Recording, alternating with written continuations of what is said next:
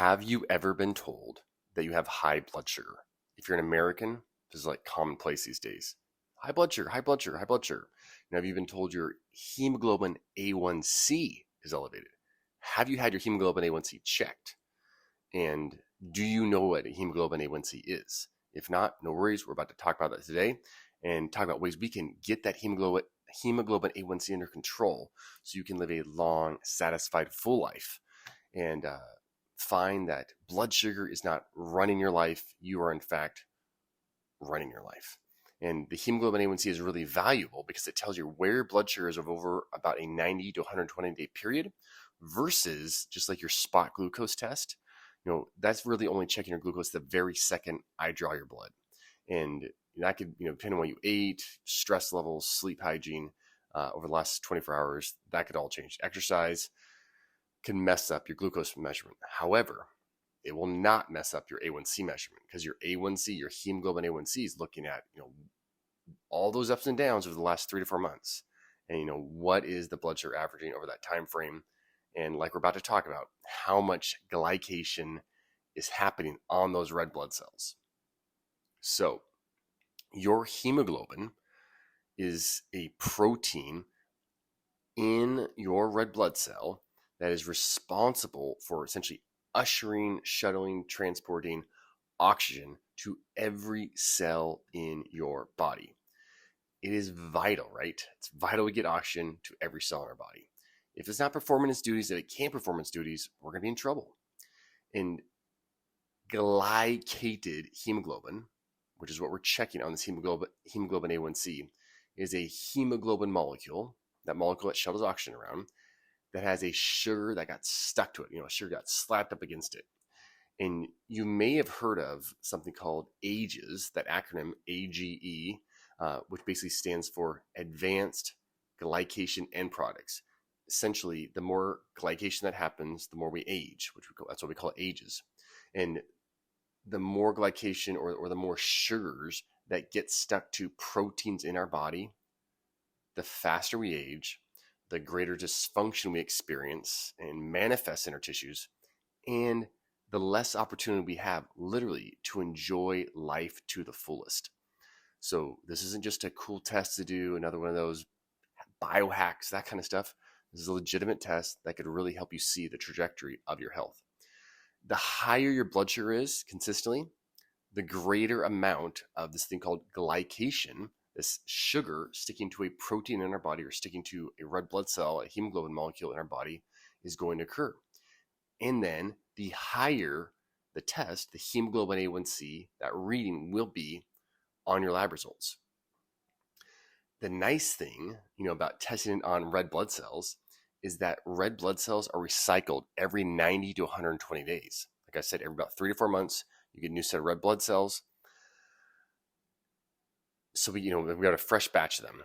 And, this allows us to see what is the change. We change your lifestyle, you change your lifestyle, change habits, routines, foods, activity, these kind of things. And what is the level of glycation that happens in our body, in your body, when we do these kind of things. So it's a beautiful thing, right?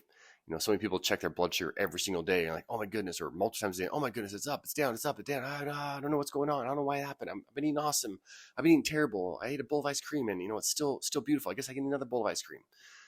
But you check the hemoglobin A1c, that reading, that's going to tell you how you're doing over the long term. And a hemoglobin A1c reading below about 5.6%, that is considered normal. So 5.6% means that 5.6% of the red blood cell or of the hemoglobin molecule is covered with sugar.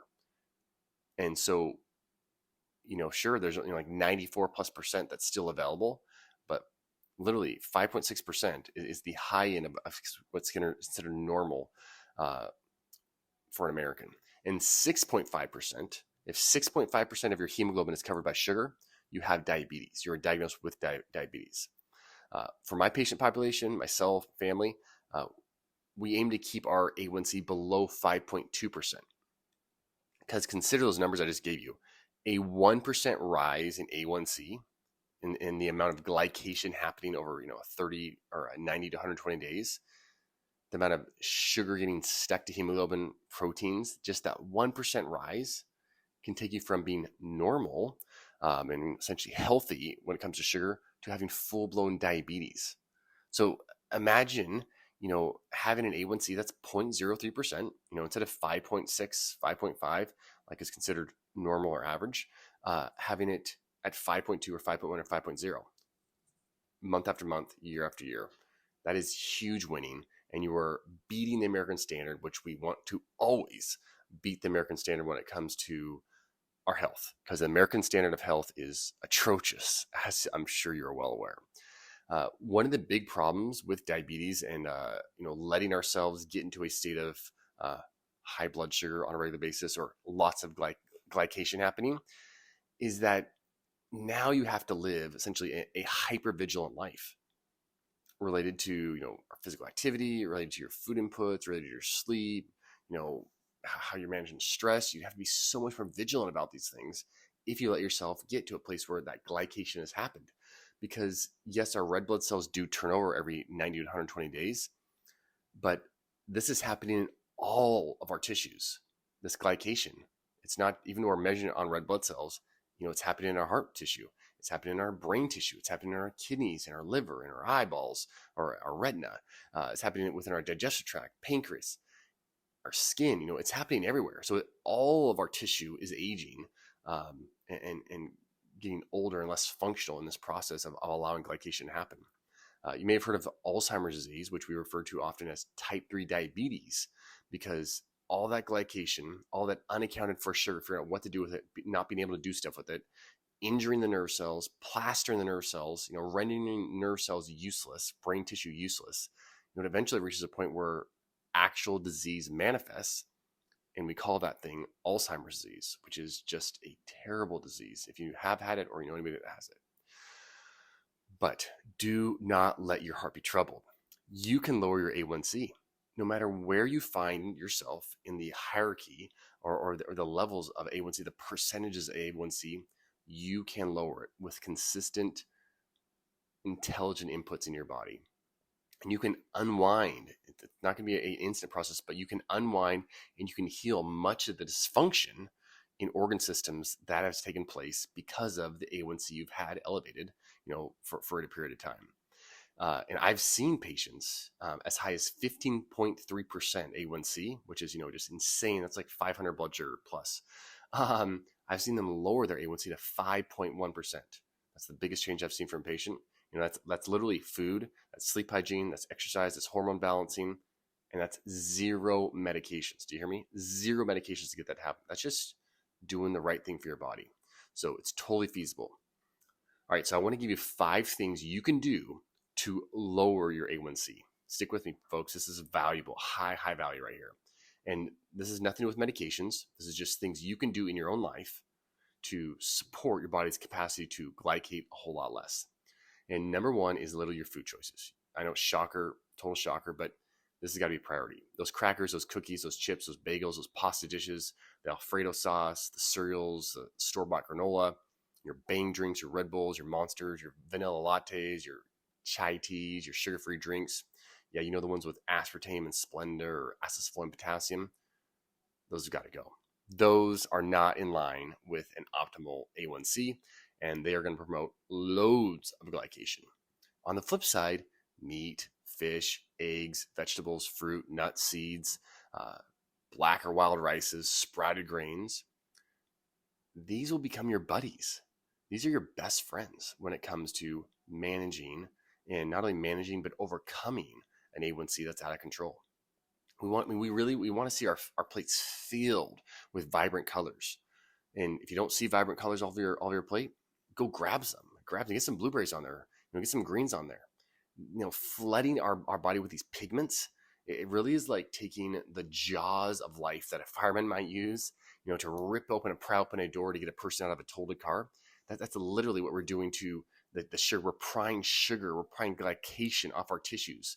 We're basically boosting stem cells, and literally just peeling off the effects that sugar, the aging effect that sugar would have on our tissues and our cells. So make food a priority. There's literally no way around it. Find a way to start accumulating health with your food. All right, number 2, muscle. Building it is paramount. Sure, you can go for a walk, you can do yoga, you can do Pilates, stretching. All those things are awesome. I would do all of them. If you're not doing anything right now, man, get to it. Just find anything that will excite you, that will make you come back tomorrow or the next day and do it again. That would be the best thing possible. If you are up for putting on a little muscle tissue, do it. When we put muscle tissue on our body, we're literally sensitizing our tissue to sugar. We're making it so that we can just slurp sugar out of our bloodstream and just put it into a tissue. And if sugar is getting quicker into our muscles because there's more muscle available, then we're saving our nerves, we're saving our kidneys, we're saving our heart, our liver, our eyes from the onslaught that would be excess sugar. So whenever you have the opportunity, I implore you, find a way to build muscle. Find a way to put resistance on your body. And literally wherever you're at in your fitness journey, just pick it up a little bit. Put just a little bit more, a little more intensity. If you're walking once a week, let's get it up to 3 times a week. If you're doing strength training, twice a week, let's get it up to 3 times a week. If you're just riding your bike, man, can we walk?